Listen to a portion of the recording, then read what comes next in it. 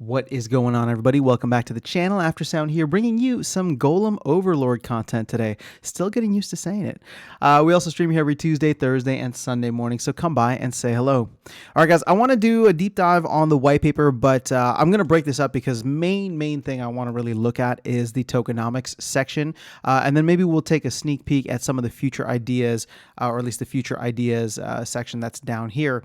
Now, the gameplay section has a lot. That's kind of why I'm avoiding going through now, because I don't even fully understand it. I still need to read through and make sure that I get it. But what I love about this is if you go to the game, there are text bubbles on everything that explain exactly what it does, right? So algorithm increases your part scavenge rate multiplier. It shows you the math behind it. It shows you what your charging station does, or fortification, power, all of these different things. So, you know, if you're learning to play the game, I would actually say spending time in the main screen itself. You know, I didn't read the white paper before learning how to play the game. Obviously, now I want to go back to the white paper and make sure that I fully understand everything that's there. You know, but ultimately my main thing, you know me, is tokenomics. So I'm going to dive into the tokenomics section here, and we're going to start with part. Now there are two tokens, right? There's part and shard, but it looks as though shard is not, you know, the use cases are still being figured out for shard as of now. And with just keep in mind one little, you know, just FYI is that the rate of development in which Yixin is moving at, like this neck breaking speed, or whatever you want to call it, breakneck speed, like you know, this video might be out of date very soon, but I'm gonna go ahead and make it and just kind of dig in to where the tokenomics are currently at. So when you look at this, the part token is the primary, you know, token in the game. It's used for upgrades, rewards, banking, all that. It's meant to be a game token, not a speculatory asset. So similar to maybe like a DEC versus an SPS, right? SPS is more for governance, and speculatory asset as value accrues within a project. Now, here's my favorite part as a Bitcoin maxi. You can see here that there was no pre-mint, no founder share. That is 0. Now, the thing is, with something like part, this thing is highly inflationary. You know, it says right here, the supply of part tokens in Golem Overlord is inflationary. It's printed every day as players make claims. The circulating supply is influenced by the balance of game faucets, sinks, and staking. And the total supply of part is infinite in principle. This is technically just over 9 quadrillion, which should serve as the game's, or for the game's purposes, pretty much ever. But basically what this is saying is that the more players join, the more part is minted, right? But the idea is that there should hopefully be a good balance of sinks or benefits for staking at some point in the future that cause people to spend more part than is being minted. But keep in mind, if somebody comes in and makes, like, you know, 10,000 accounts, if they really wanted to, all of that would be printing part, like, just, you know, at the most basic level. So you can see here that the burn and sinks that they have, burn mechanisms are as follows. So reputation, you can burn part for faster account leveling. Then there's all the different stat upgrades. Attacking, so when you attack unsuccessfully, you lose 10% of your claimable stash. Distribution of part only comes from the 3 part that you initially get when you purchase the staff, and then active players claiming part, and then bonuses on claims. So the demand for part is driven by its utility within the game, and the size and engagement of the game's user base deeply influence demand. So again, a lot of this stuff is, I don't want to say basic, but it's not a complicated, you know, concept or token, right? It's just, this is the main token. It's given out like candy, but there's also, like, everything you do in the game requires it. So what's been interesting to see, and this was updated 4 days ago from the recording of this video, which should be posted right after. You can see here that so far part is keeping its circulating supply under 10% as of 4 days ago. So you can see how much has been burned. I mean, was it 125,000 part has been burned, again, as of 4 days ago. And you have a circulating percentage of 5% and about 7% stake. So, you know, 12% in total that has not been burned. And keep in mind, I believe it's like a 70 or 75% burn, not a requirement. We'll just call it like a loose suggestion that you should have if you want to maintain efficiency. So again, this is fascinating for me, because as it stands right now, if you were just to look at this and be like, okay, well, as this game grows, there's just gonna be more and more part out there. And then what happens, right? What happens, for example, when people stop playing, or and maybe they don't claim, so it never hits the market, which could be good. But what happens when people want to cash out, or whatever the case is, or people want to get only to a certain level and then just start farming the system, which is essentially what we've seen with a lot of other projects, right? Step and DeFi Kingdoms, Splinterlands. So ultimately, what's going to drive this is more and more syncs, more and more ways in which to spend part within the game and level up. So let's go over here to Shard. And you can see here, Shard is a token used to generate NFTs and is used in guilds for various things. Again, to be implemented and might not be needed for NFTs. So love this, pre-minted or founder share. There is none.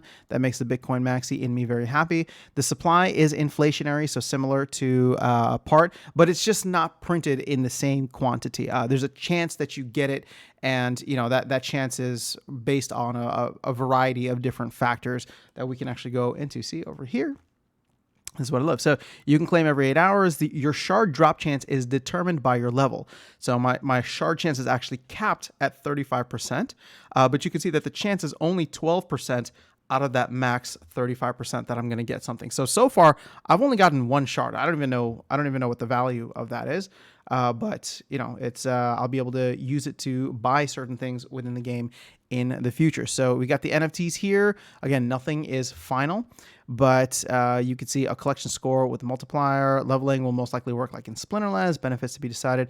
First editions will have benefits. So again, I'm playing this because so much of it is still up in the air, and I'm not. Again, this is not an investment, right? Like I bought the whatever you want to call it, the Golemancer staff, right? What is it called? Golemancer staff. Golemancer staff. Oh, I got it right. So I bought the Golemancer staff for 30 Hive. It's about $15, maybe a little bit less. And I'm just going to continue playing, and it's been pretty good so far. So golems, which are what your main thing that you have, which are going out and doing these attacks. So use case, it's not yet been decided how these are going to work, but the general idea is that you will command X golems. So there'll be an opportunity to get more golems in the future, depending on your golem charging station. So if you saw over here, there is a golem charging station which you can start to level up as well. Obviously, I have not really focused on that. You can see that the only things I've leveled up are algorithm, power, and fortification.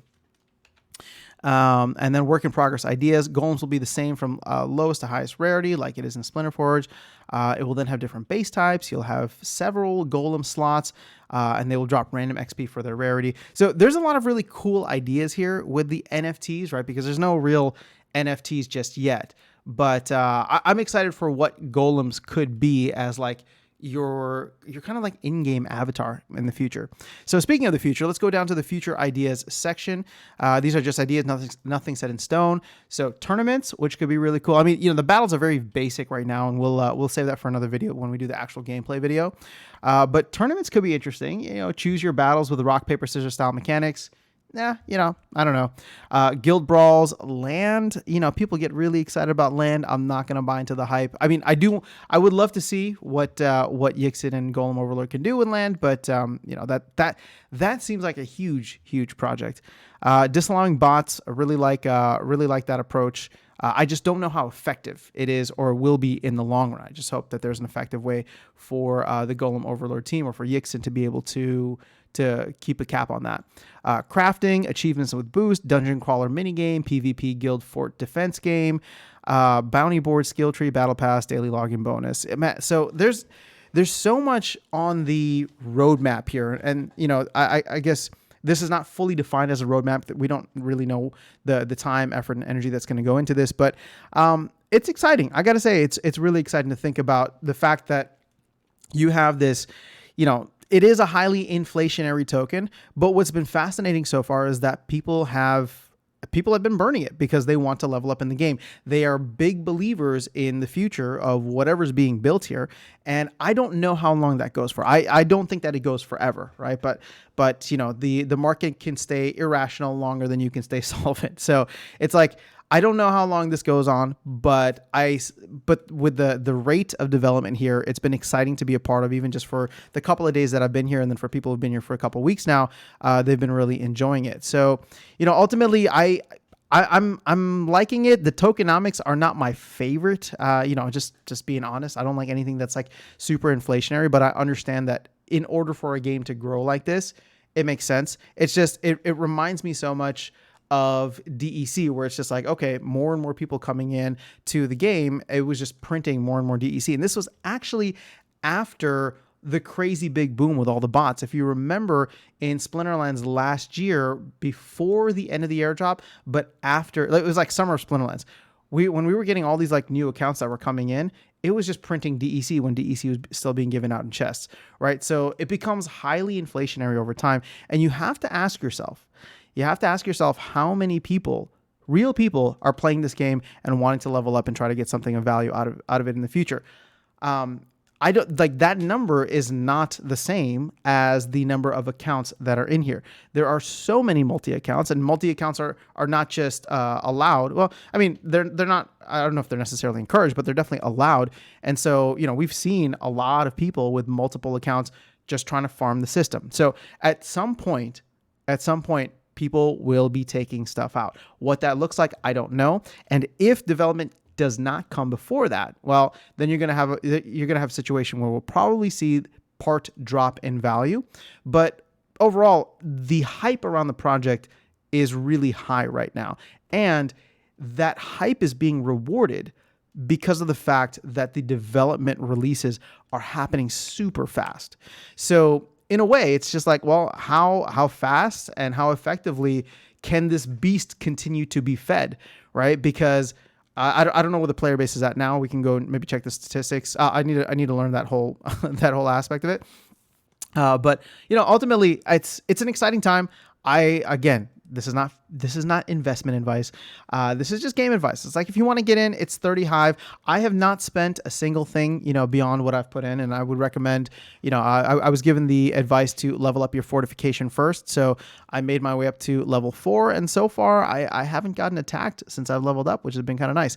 So, ultimately, I get a little nervous about the tokenomics, but I'm excited about the development of the game, that I'm willing to overlook the highly inflationary nature of the tokenomics, mainly because so much of the stuff can change on a dime too, right? Like when you put into your white paper that everything, nothing here is final, everything is subject to change, I would say that, like, if we start to see certain issues, we don't have the governance issue here that Splinterlands does, right?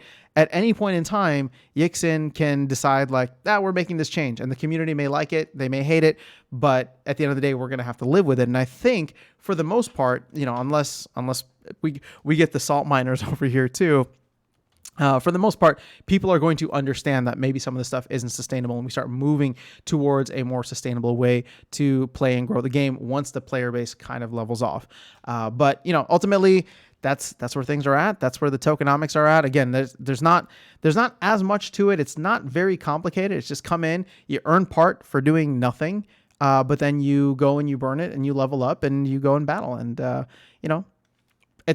it's fun is all I can say. It's a couple of minutes a day. You just go through and click, and I am enjoying it, and I can understand why everybody got super excited about it. I just hope that once the token hype dies down, we will still continue to see rapid pace of development, and a game that just, a game that can rival Splinterlands on the Hive blockchain, right? I've said this to several projects privately, but I mean, I'm not throwing any shade here. It's just, I would love to see another Splinterlands on the Hive blockchain, right? Because Splinterlands just dominates so much of what's going on. And there's a lot of really cool projects. So I think that the more we can raise, all right, this is not anything against Splinterlands. This is like, the more we can raise the value, right? Raise the value of the Hive blockchain, make people understand that, hey, coming over here, it's not just one game, right? There's a bunch of different games that you can get into. And there's Hive Engine, which makes it easy to go through and trade, no fees. I don't know. To me, that has a lot of value. The Rising Tide raises all boats. So I wish Yixin and Golem Overlord the best, and we'll see where the tokenomics play out in the future. But that is all I have for you guys in this video. Let me know your thoughts in the comments below. I'll catch you all in the next one, and see you around the game. Take care.